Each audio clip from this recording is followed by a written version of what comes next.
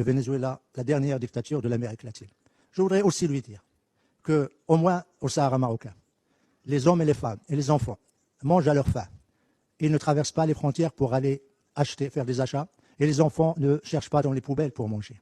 Je voudrais également dire que le Venezuela, qui est le pays le plus riche de la région, avec son pétrole et son gaz, il a un pays pauvre, tout simplement, parce que le régime dictatorial sur place a fait la captation des richesses nationales du pays aux dépens de la population. Dernière observation, Monsieur le Président, juste pour dire qu'il ne peut pas y avoir de développement sans démocratie. Il ne peut pas y avoir de développement sans respect des droits de l'homme. Il ne peut pas y avoir de développement sans état de droit et le respect des élections et du scrutin. Il ne peut pas y avoir de développement sans qu'il y ait le respect des institutions nationales. Or, ce qui se passe actuellement au Venezuela déshonore ce pays. Et nous sommes très heureux d'apprendre que finalement, aujourd'hui, le président Maduro a fini par demander l'assistance humanitaire des Nations Unies. Le pays, le plus grand pays d'exportateur du pétrole et de gaz, demande l'assistance des Nations Unies. Ça, c'est vraiment la surprise.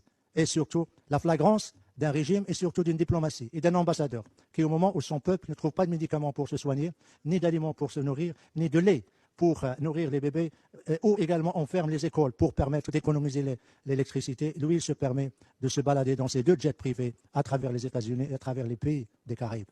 Je suis désolé, Monsieur le Président, mais j'étais obligé de faire cette déclaration parce que tout simplement, l'ambassadeur du Venezuela n'a pas eu de respect ni à la présidence, ni au PGE, ni à notre salle. Nous étions en train de parler de développement et lui, dans sa croisade idéologico-politique, s'attaque une fois de plus au Maroc.